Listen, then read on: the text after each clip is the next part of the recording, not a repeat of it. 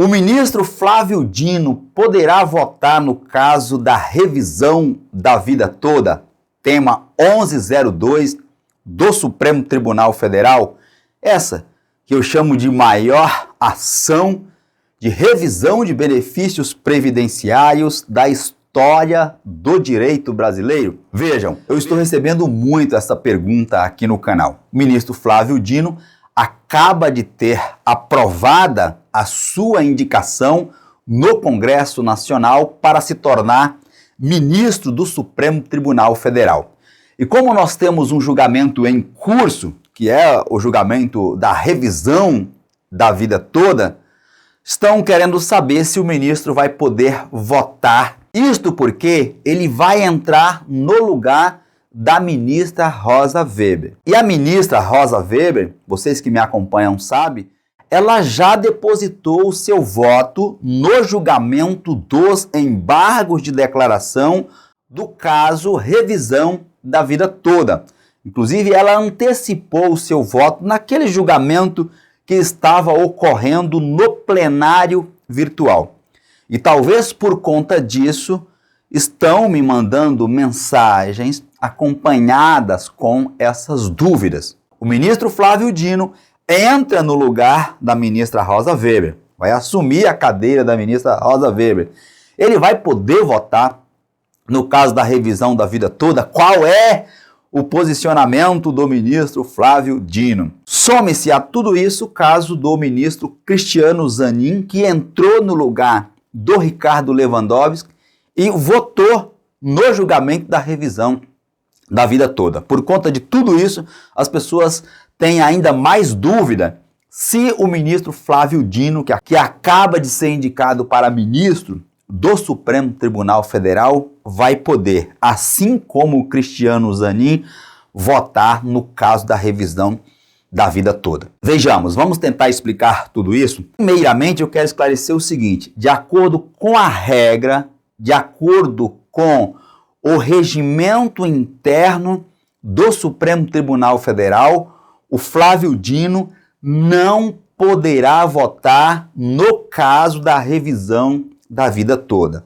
Isto porque, conforme eu disse anteriormente, a ministra Rosa Weber já havia depositado o seu voto no julgamento dos embargos de declaração.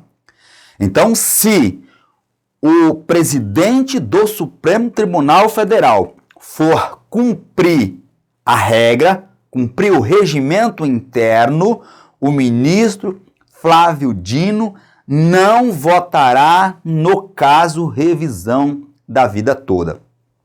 Professor, e por que o Cristiano Zanin votou, sendo que o ministro Ricardo Lewandowski já havia também votado, assim como fez a Rosa Weber?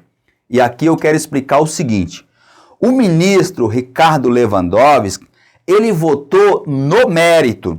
Veja, nós temos lá em cima o recurso extraordinário, que é o mérito, é o julgamento principal, né? Então lá o ministro Ricardo Lewandowski, de fato, já votou.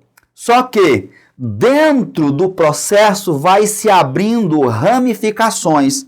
No caso do julgamento dos embargos de declaração, nasce aqui embaixo uma espécie de novo processo, com novo julgamento, novas discussões, limitadas, evidentemente, dentro daquilo em que se discute na via escolhida. Ou seja, nos embargos de declaração não se discute mérito, não se discute o julgamento principal.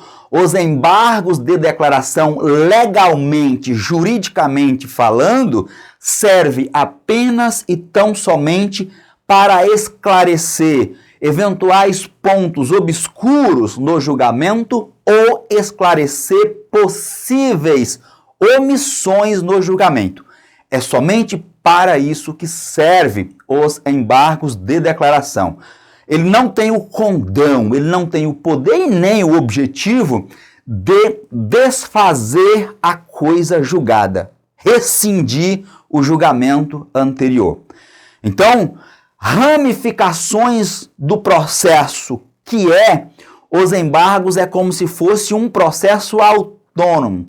E por conta disso, voltando aqui à explicação, o Ricardo Lewandowski voltou lá no mérito, nasceu uma espécie de novo processo, e nesse novo processo agora é que o ministro Cristiano Zanin votou, porque nasceu um novo processo e não lá no principal em que o ministro Ricardo Lewandowski já havia votado. No julgamento principal, de fato, houve o voto do Ricardo Lewandowski. Aqui, nos embargos de declaração, aqui embaixo, portanto, como ele não votou, aí sim o Cristiano Zanin pode votar.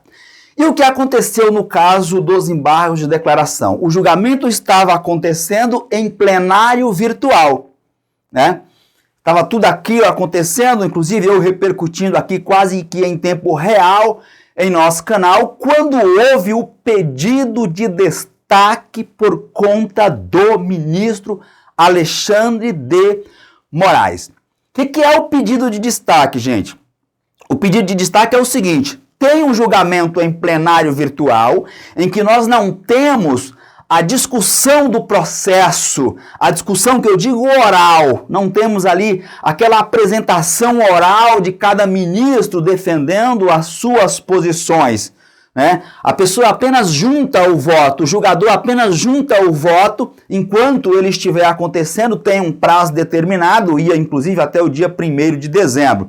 Quando tem um dos ministros, um dos membros componentes do tribunal que apresenta um pedido de destaque, é para que esse processo saia da órbita do julgamento em plenário virtual e vá para o julgamento em plenário físico. Aí sim, nós vemos as discussões transmitidas, inclusive pela TV Justiça, em que cada ministro defende oralmente o seu posicionamento e o registro do seu voto depois é juntado, né, em minuta ali no processo. Então é isso que acontece, é isso que é o pedido de destaque. No caso, portanto, quando esse julgamento for acontecer no plenário físico, há que ser considerado o voto anteriormente já juntado da ministra Rosa Weber. Por quê?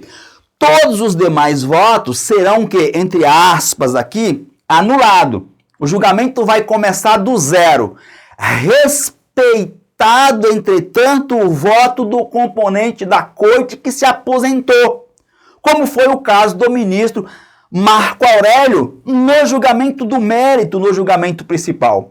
Como esse ministro já votou, a instituição ministro já apresentou ali os seus argumentos, o seu posicionamento. E por isso mesmo, o regimento interno respeita essa instituição ministro, porque senão ele teria que voltar à corte para votar estando aposentado, o que não é possível. Então, por isso que permanece o voto do ministro recém-aposentado. Se ele já votou e logo na sequência se aposentou, esse voto vai permanecer de acordo com a regra, de acordo com o regimento.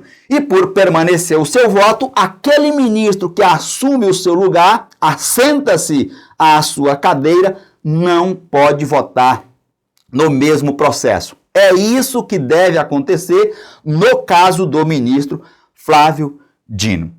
Agora, repercuta abaixo nos comentários se todos vocês conseguiram entender as minhas explicações. E aproveito a oportunidade para te convidar a inscrever-se no canal, deixar o seu like, o seu joinha, para o YouTube entender que aqui nós tratamos de assuntos importantes para a sociedade. E por fim, compartilhe o vídeo em suas redes sociais, grupos de WhatsApp, a fim de que possamos informar e, por consequência, ajudarmos ao maior número de pessoas possíveis. Um forte abraço e eu te vejo na minha próxima apresentação.